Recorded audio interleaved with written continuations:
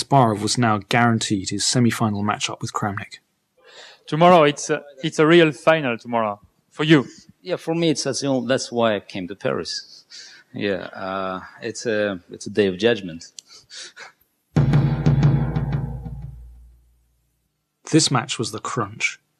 It was now clear that it would decide the outcome of the whole Grand Prix. Not only were Kasparov and Kramnik playing for a place in the final and a chance to win the $30,000 Paris prize, but the $50,000 Grand Prix bonus as well. The young Russian had already proved his strength in these shootouts and was clearly confident that he could take out the world champion again. When Kasparov lost the toss and found himself playing with the white pieces in the 6v5 shootout, he knew that nothing but a clear-cut win would gain him the revenge that he so desperately craved against Kramnik. Must win. And he's repeated the Slav defence again.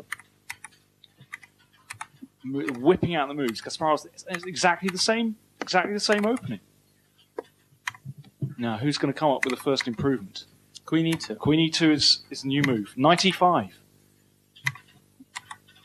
He's captured on G6. That knight has gone on E5. There we go.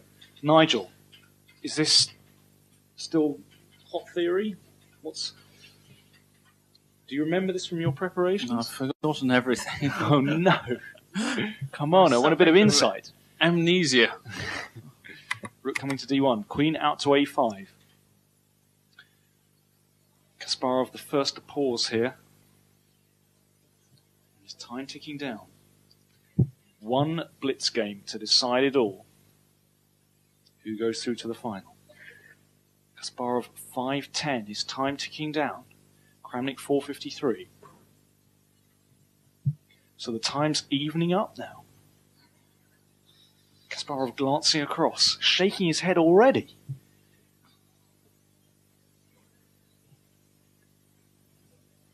Perhaps Kramnik intends to swing his queen over to H5. Who knows? The idea of he's played the pawn to H3.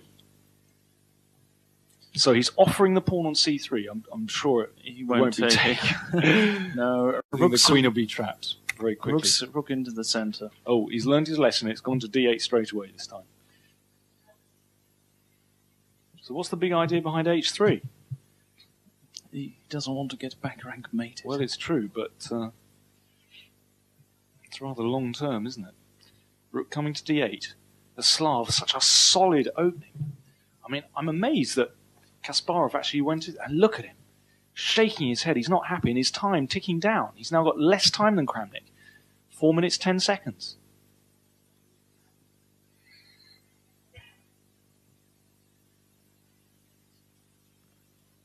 Play the bishop out to D2. Now what? Knight to D5, knight to B6. Rook E8 can be considered. He's played E5 straight away. Breaking open the center. Well, Black is very comfortable here, in my opinion. Very comfortable game. Kramnik, he's so calm under pressure. Kasparov really not looking happy. He's got the onus of having to win this game. Bishop dropping back to E1. Kramnik captures on D4. Kasparov recaptures with the rook.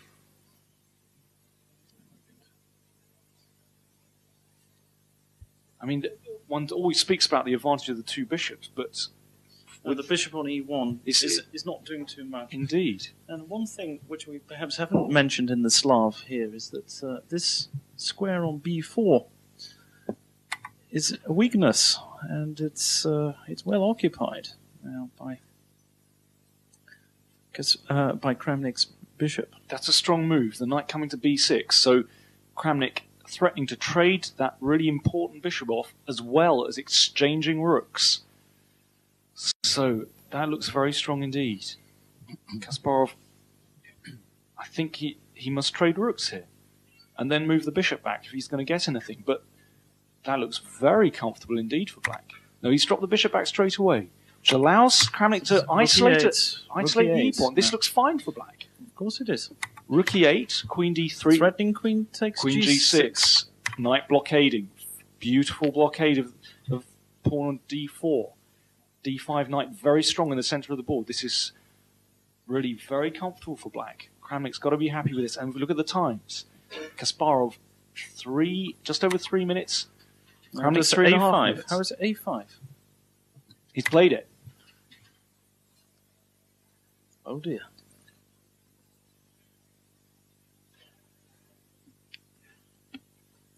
That's unpleasant.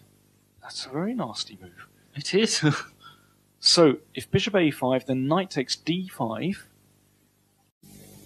And if the queen goes back to, well, c7, then I think there's a knight takes d5. That's right. And if queen d8, knight takes d5 anyway, will win some material. Oh, that's nasty. Kasparov's found something. So queen b6 was a... Queen b6 is a mistake. Now, knight takes d5.